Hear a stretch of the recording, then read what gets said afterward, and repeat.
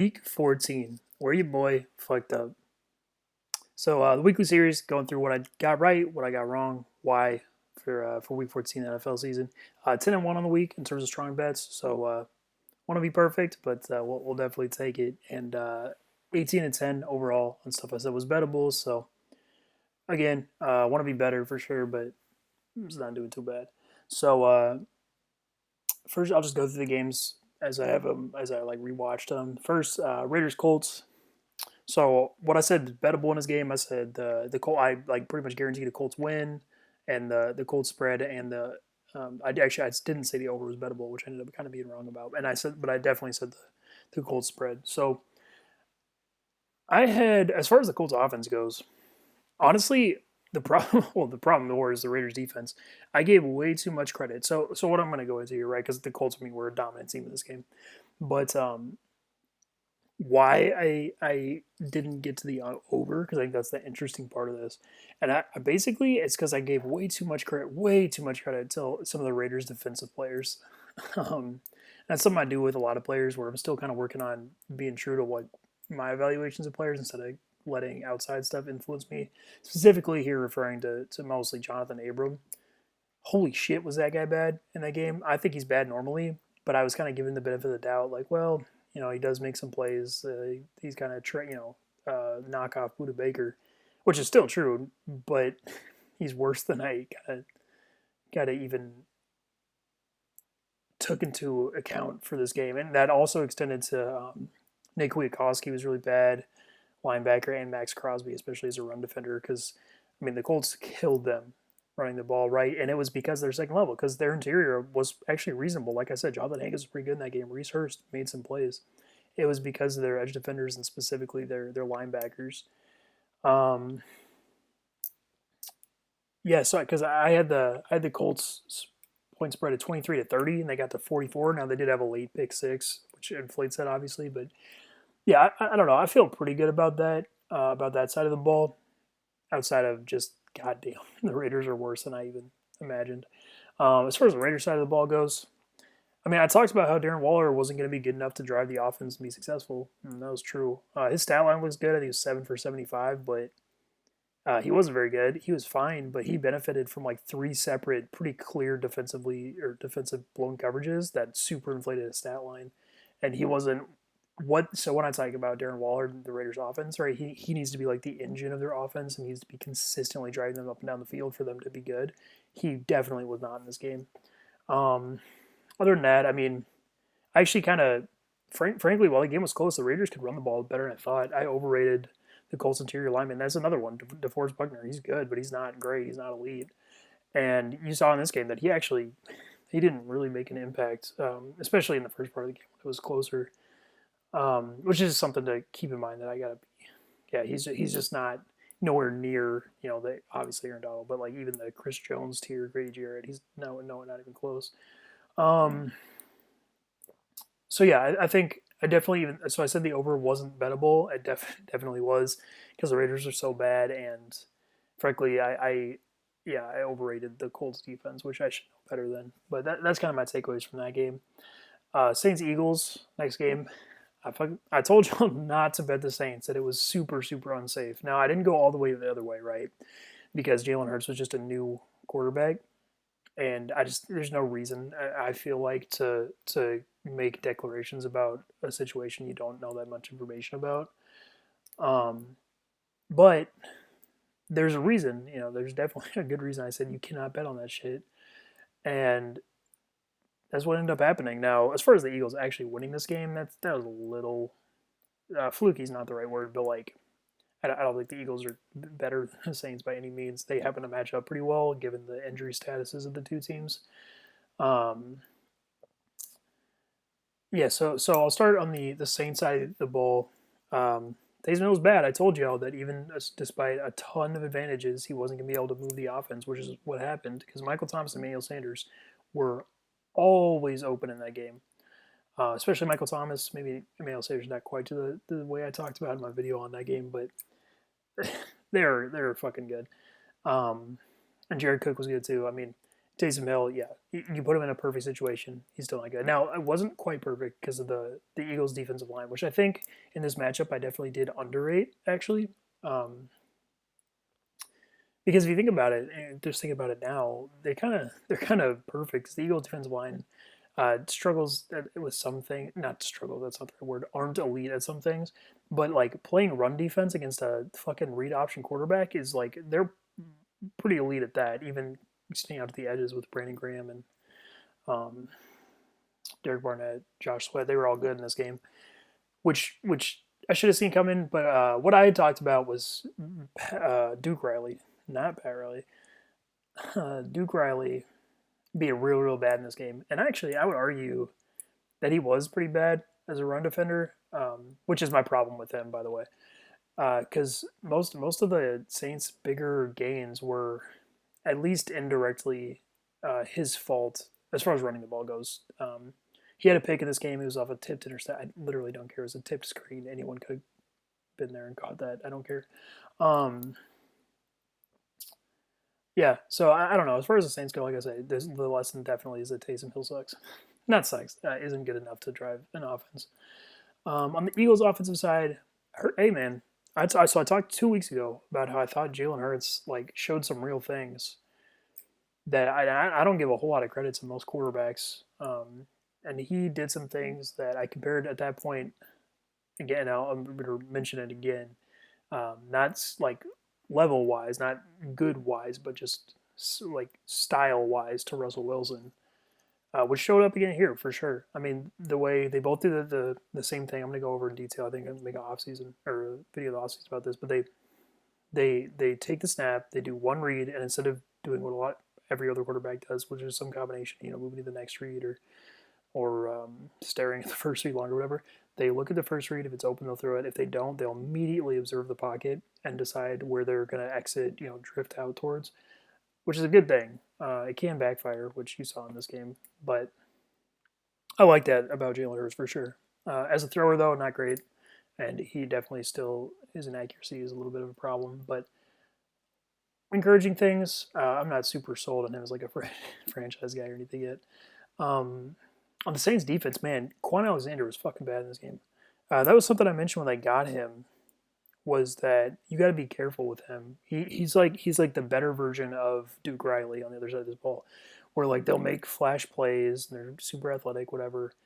But if you really watch them over the course of like whatever 20 rushing attempts, they're gonna get washed out and out of position a lot. Quan Alexander not nearly as bad as Duke Riley in that, but in this game he was the cause of a ton of stuff. I mean, he was mostly at fault for that long Miles Sanders touchdown, which effectively put the game out of reach. I mean, it was in the first half, but that was kind of the nail in the coffin, even at that point, given Taysom Hill on the other side of the ball. So yeah, I think what to learn from this game is like it's the Taysom Hill thing, and on the Eagles side of the ball, that Jalen Hurts is fine, but I'm actually not going to take a whole lot about the Eagles improving or being better just because they beat a Saints team that they actually match up very well with at this point. Falcons Chargers next game. So I felt real strong about the Chargers winning. That did happen, but goddamn, did it get close. So this game, the Chargers won by 3, but there are 3 picks like in and or, like around the 50-yard line in the last like 2 minutes and 30 seconds of this game. Some dumb shit that I mean, I guess really I don't know what else you would expect from a Falcons Chargers game, right? And the lesson is not to feel super strongly about a Falcons Chargers game because I think yeah, despite me getting that right and being the strong bets category, I don't think it should have been. It's just too stupid. The two teams are just too stupid. I mean, I'm sure y'all seen what happened at the end of the Chargers first half, and yeah. As far as the Chargers, I did think the Chargers were going to win by a lot more. Brian Bulaga got hurt very quickly in this game, and Storm Norton came in. Their backup tackle, swing tackle, was fucking terrible. Really bad. And then Mike Williams too was hurt on like the first drive, and that was a huge deal because he was a big part of the reason I thought they were going to be good. I did a little bit overrate Grady Jarrett in this game, but I think part of that was actually because of the way the Chargers run offense. They actually do more like quick screen draw type plays than I maybe thought they did or remember they did. They're actually their running game I kind of been noticing recently is a lot more similar to the Steelers, which is I think a really unique running game than I'd maybe thought before. That's just a little point. The Chargers could run the ball well though, given that I talked about how good Russell Gage is. He's really good in this game, and goddamn, Chris Harris is bad. That this is now 100% of the games he's played when he's been healthy for the Chargers that he's been notably exploited by the offense. So going forward, I'm going to have to include him as a bad, like as a negative. I'd say. And also, I did overrate Joey Bosa's impact in this game. Now he's still really good, but as a pass rusher, I kind of get it. Jake Matthews, decent tackle, and the Falcons were working pretty hard to kind of eliminate him from the game plan, especially without Melvin Ingram on the other side. So yeah, what to take away from this game? Uh, don't make a strong bet about two dumbass teams playing each other. It's not worth it, even if it happens in your favor. And I think really the other one is mostly that Chris Harris is bad, to be honest with you, in terms of like concrete things I could take away. Next one, Ravens Browns. So I felt real strong about the Ravens -3, and I felt the under was bettable. One of those things happened. One of them didn't. So there are two games basically that I feel like I was actually wrong. 2 out of 6, 2 out of 15, 2 out of 16. That was like legitimately I would say that I was like just straight up wrong about. One was the Ravens Browns, specifically the under part of that, and the other is the Steelers Bills one. So with this one, Ravens did end up winning by 5. That's because of a last minute, goofy ass Yaki sacks safety from Jarvis Landry, which whatever. Although Lamar Jackson does get hurt earlier on a drive where they probably could have taken the lead permanently with like 8 minutes left in the fourth quarter. So, it's not just that one play. There were things that like it wasn't super lucky in one direction, I would argue. But yeah, what to learn? So Ravens offense. I think it's okay. Actually, I know what it is. So I talked even in my video about this, and this is something I've done 2 weeks in a row to myself. So I have like a list of things that are locked in advantages that every time they ever fucking happen, this is basically what happens. One of them is when Lamar Jackson plays terrible safeties, he's going to go crazy. Now, I said he was going to be really good in that video. I did. I said he was going to be great. The problem is that relating to the under, I should have known that they were almost going to meet that by themselves, which they did. So, yeah, that's just, I got to remember that if the Ravens, if they're playing bad safeties, happening against the Cowboys, happened here, they're going to fucking kill them. Yeah, I don't know. I talked about MJ Stewart in that. Actually, this very specifically, I talked about MJ Stewart having problems with Marquise Brown's speed, which was a distinct issue in this game because while MJ Stewart actually performed decently, he's the Browns slot corner at this point. Against Adam Humphries a week prior, he's just a bigger, slower guy, and you saw that Hollywood Brown. I mean, he dropped whatever 4 passes that he should have put up a whole lot more. Not that I think he's good or anything, but statistically, he should have been a lot better in this game. I did also. There was like supposed to be 20-mile-per-hour winds in this game, which is part of the reason I went under, which like didn't even happen at all. Unlucky on that one, I suppose. I mean, I don't know what you want me to do about the weather or what I should do about the weather like that. I'll figure something out. I think.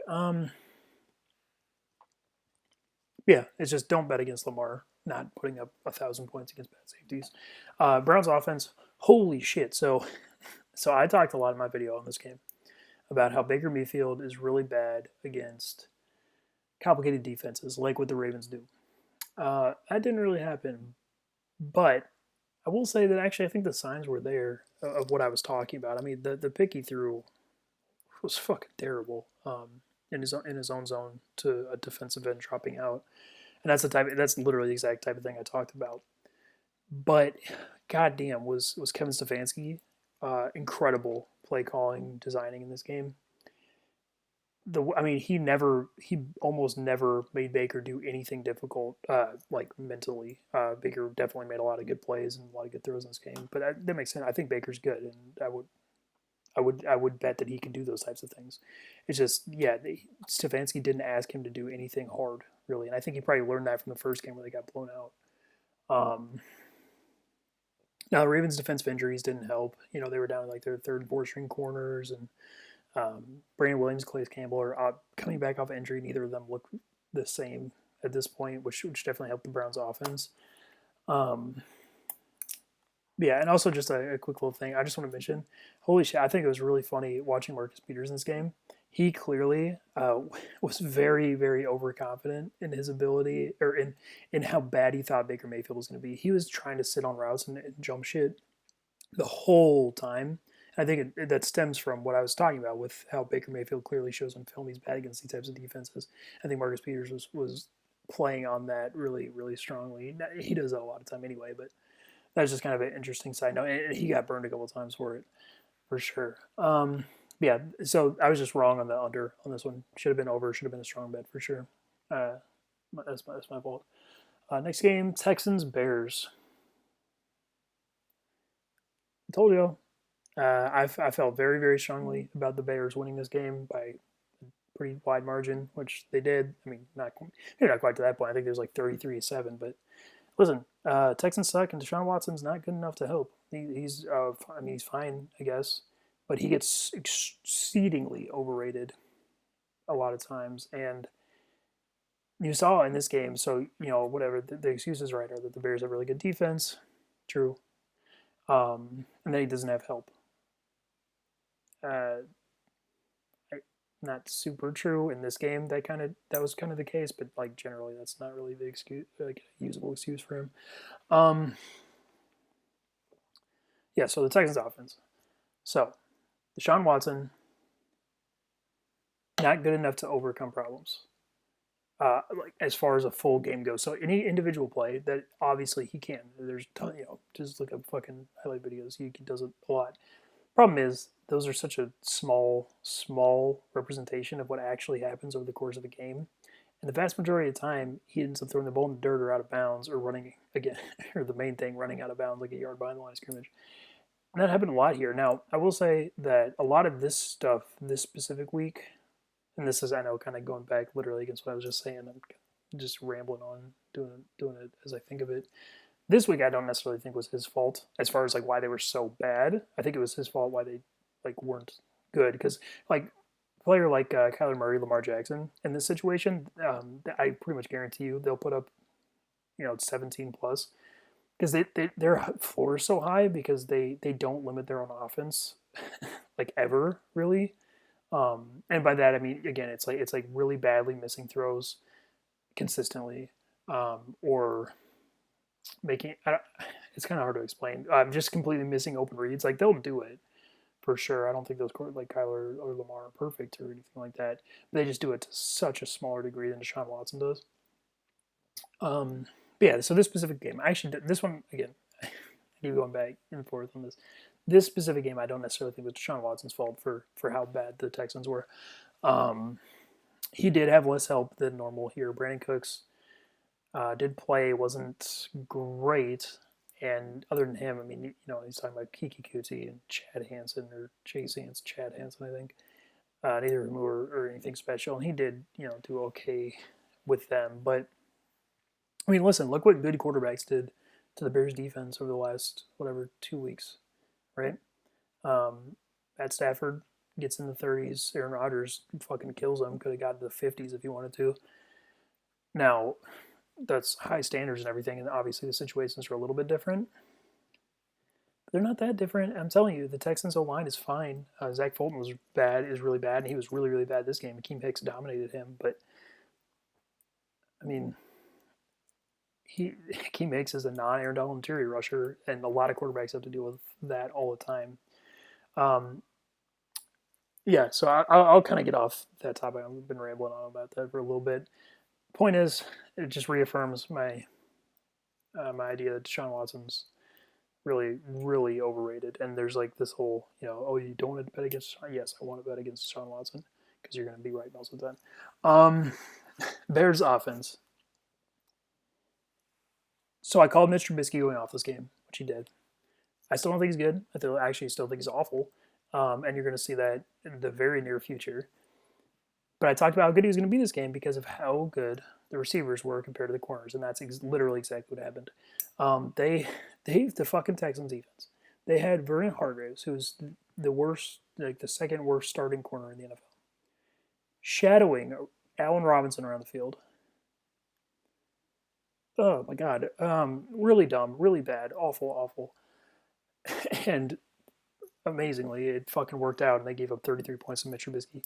Um, yeah, I mean, you just can't be an NFL team with the secondary the Texans have right now, and they just lost their best of them, and he's not even good. Justin Reed is like a whatever safety, and he's gone now too. So they're just gonna get worse from here, and yeah, that's just I can't believe that that actually happened. And you saw that Darnell Mooney was good in this game too. Anthony Miller was actually pretty good in this game. Texans offense awful. Tex- Texans offense awful. Quick little note though, encouraging. They started Brink Cavale. I guess that's how you say his name. I'm not sure how you say his last name. They tried a new guard throughout this game, and I actually think he held up pretty well. You know, it's just an interesting point. I wonder. I don't know if that is going to sustain going forward, but just an interesting thing. But yeah, to learn from this game, like I said, the Watson thing, and then Mitch Trubisky still sucks. I'm not worried about it. Packers versus Lions. So pretty much guaranteed the Packers win. They did very comfortably, and I said the over was very bettable, and it went way over. So notes on this game from the Packers part, Packers offense. This is something I was curious about if the Lions would be dumb enough to do this, and they were. Shocker, and it fucking worked awful. It's similar to the thing I talked about in the last game, and it's that you had Devontae Adams, right? And your choices are you either throw a double team at him constantly, you throw a worse corner on him so your better corner can be on the other side, or you take your best corner, have him get destroyed, and then everybody else is also bad, and and then it just gets worse from there. They chose the third one. They had Amani Oruwariye, who's actually I think is okay in certain matchups. Not this one. Followed Devontae Adams around the field, and wow, yeah, fucking crazy. Devontae Adams went crazy again. Now I'll give you that that happens all the time anyway because Devontae Adams is incredible, but the Lions defensive coaching, even without Matt Patricia, still terrible. Um, Also, their linebackers, Jamie Collins, still pretty good. He's just surrounded by real trash. And you saw in this game Jelani Tavai and Christian Jones and Reggie Ragland, Jared Davis. Actually, Reggie Ragland, certain games can be okay, but the rest of them should not be NFL players really getting snaps. They're really bad. And that's what when you combine Aaron Rodgers with a terrible defense, this is what you get.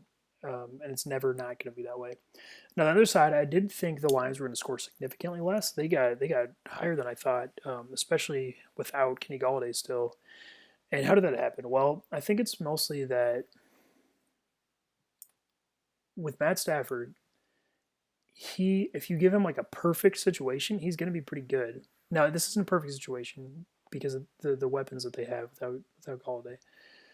But the Packers pass rush was terrible in this game. It was like effectively nothing, which isn't shocking, right? Because I talked about in my video how despite the Lions having a backup tackle, and I thought that backup tackle Matt Nelson was actually pretty good. That's his name, right? Matt Nelson. He's number 67. I know he's good, but and that's what happened. And yeah, I don't know. You just give Stafford that much time and receivers who don't suck, which Mohamed Sanu, Marvin Jones certainly don't suck. It's gonna be decent. And another thing I'll mention, and this played a big part in why the Lions were good too.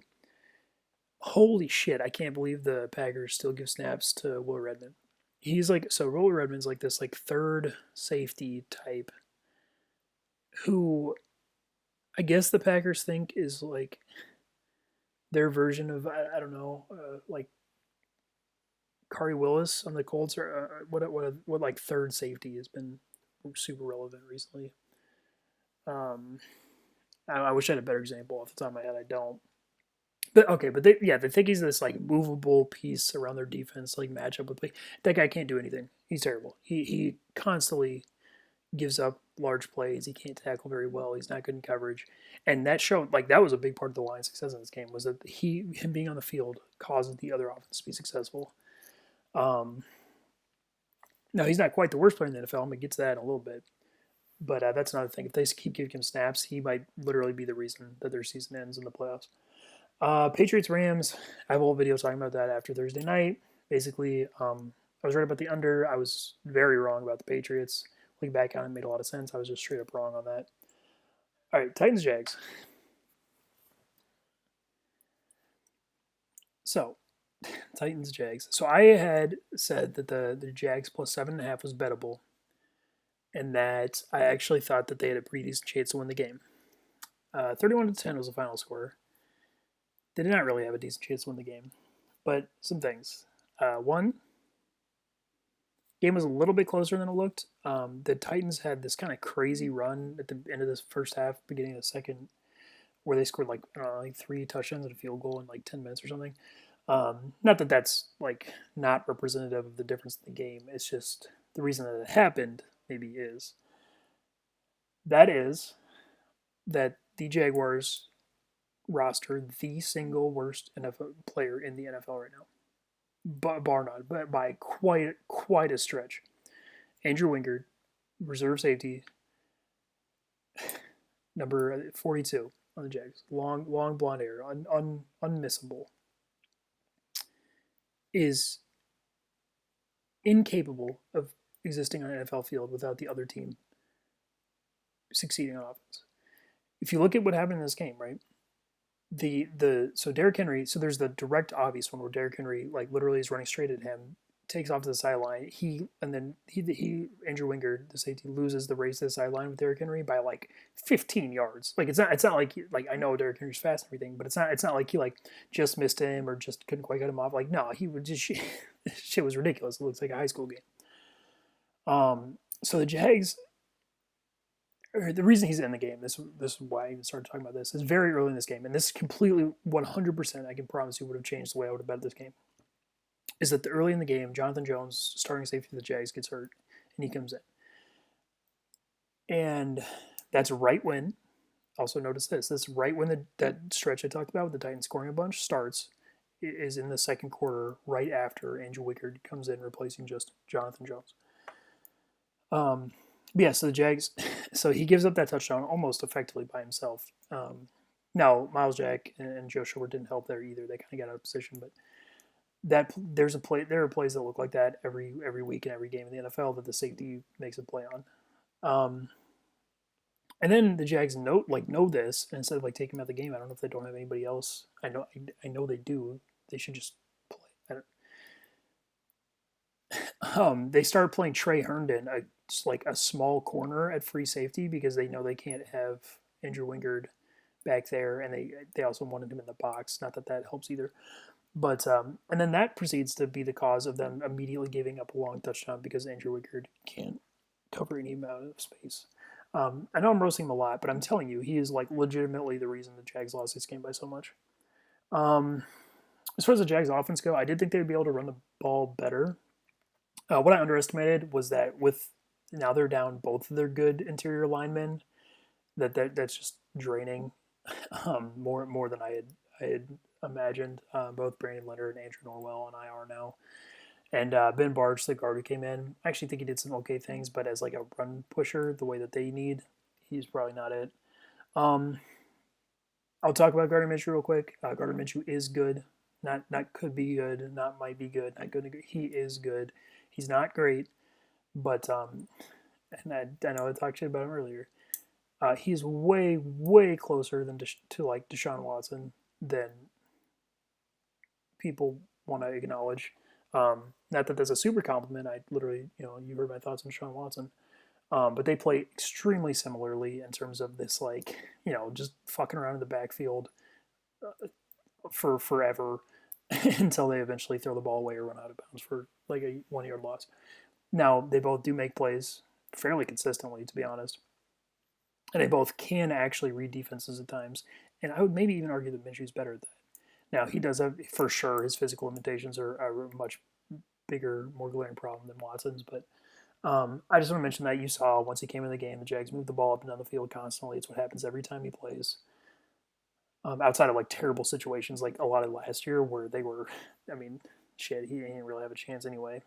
Now, like again, I don't want to make it sound like I'm like standing him super hard or like I'm giving him 1,000 excuses. He does still have problems for sure. There's a reason that they moved a ball up and down the field and then proceeded to not score touchdowns. That's part of his issue. But I just want to talk about that because that's something to note in this game. As far as the next game, football team versus 49ers. I said the 49ers were bettable in this game. I think they pretty much were. You saw in the first half they actually could run the ball okay, despite how dominant people say the football team's front is. But the problem was, yeah, it's not Nick Mullins unless he's in a great situation. Probably not a bettable quarterback. And yeah, on the other side, I mean, listen, the football team they scored two long defensive touchdowns. That shit's you can it's impossible to like account for in terms of like the way that happened. Now you can talk about I do account for like defenses with the potential for turnovers, even for scores. But when you talk about two like one was like an 80-yard like pick six, and the other one was like a 50-yard fumble. Like that shit, whatever, man. That skews things so heavily. Because yeah, you saw the football team's offense not very good, even with Alex Smith. Once it was Dwayne Haskins, they got even worse. They're hopeless with him at quarterback, except for Terry McLaurin, who provides hope constantly. But yeah, I don't know. And then Debo Samuel on the other side of the ball on the 49ers side got hurt. I think at the first drive in this game, he went out, and that really hurt them too. So overall, I actually don't necessarily feel bad about this one. It didn't end up being wrong, but eh. Um, Broncos Panthers. I said the Broncos were bettable. I said Drew Lock was going to go off this game. He did. Very similar to the Trubisky thing. Nothing I care about going forward. I don't think he's good. This is just a perfect scenario. I will say though, the main thing I take away from this game is goddamn, the Broncos interior are fucking crazy good. They're all healthy. Shelby Harris back. They got Draymond Jones and DeMarcus Walker back a couple weeks ago. They're really good. Um, Also on the Panther side, it's Hirgos Matos, kind of a legit player too. To be honest with you, rookie defensive end. I kind of noticed that he got hurt earlier in the year, and before that he had a couple flash plays. But I think I'm ready to kind of lock him in as a useful player, which is pretty good for a rookie. So then I'll kind of run through the last games quicker here. It's kind of going long.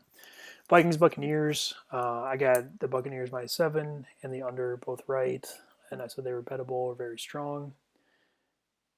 And actually, this is another one where I wasn't even quite all that right about, especially the Bucks -7. I mean, shit, dude, the the Vikings kicker, leaves 10 points on the field, and then they lose by 12, right? And I think the lesson is actually the Vikings. Well, no, Bucks defense. So the last 2 weeks in their game previews, I've said that they've done dumb shit, but I expect them to be smarter and to fix it. And neither time they did. They keep playing this like soft zone with these press man corners that goes predictably awful.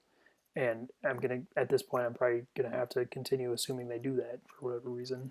Um, and also, Vikings offense. Maybe I didn't give them enough credit in terms of moving the ball up and down the field in the scenario. Cardinals Giants. I said the game wasn't bettable. I was kind of wrong. The Cardinals won by quite a bit. I probably should have been bettable. I was on the Cardinals side. My concerns were just the Cardinals are kind of dumb. They're one of those goofy teams that does dumb shit. And you literally said a week before the Giants were able to take advantage of that versus the Seahawks. Now, I was wrong. That should have been bettable, especially the spread was 2.5. That's fucking stupid. But yeah, I don't know. Chiefs Dolphins. So I had the Chiefs -7 and the under bettable, and frankly I think they were both right. Didn't end up happening. Tua goes on a fourth quarter comeback, but you know what happened, right? Like he's aided by like just throwing the ball basically blindly into triple coverage multiple times, and his player coming down with it, and like there's some dumb shit that happened in this game. So this is another one that ended up being wrong. I think especially the Chiefs -7 was definitely the right side.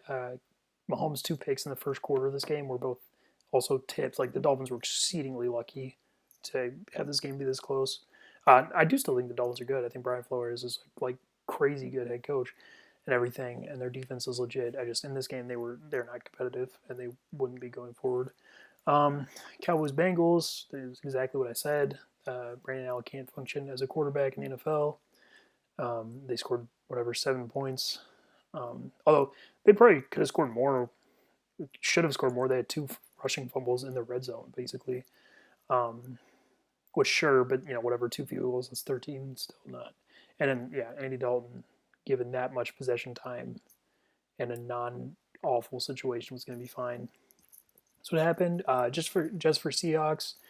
So this one, I also was another game that I said it was not bettable. You should stay away from it. Now, obviously, the Jets end up going fucking crazy, or the Seahawks going crazy and win like 40-3.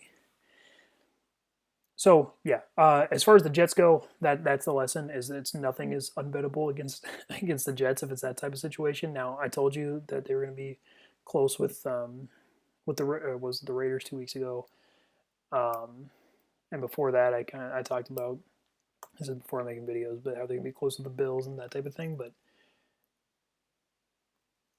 yeah, given their injuries situation too, at this point, yeah, they're really fucking bad. Seahawks though, I'm still this changes literally nothing about my thoughts about the Seahawks and them being able to play or have large differences in scores with real NFL teams.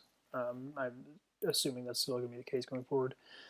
Um, Last one, Steelers vs Bills. So this is the other game that I was pretty undeniably wrong about. I had the Steelers win and the over, and it was neither of those. What happened? This was a case again where I didn't trust my own evaluations, which is that the Steelers receivers are pretty mediocre as far as getting open goes, and that clearly bore out. Now, Deontay Johnson was the best of them, and he had a bunch of drops in this game, which contributed a huge amount to the Steelers losing, especially because of the timing of them being in the first halves, and they started getting down. And yeah,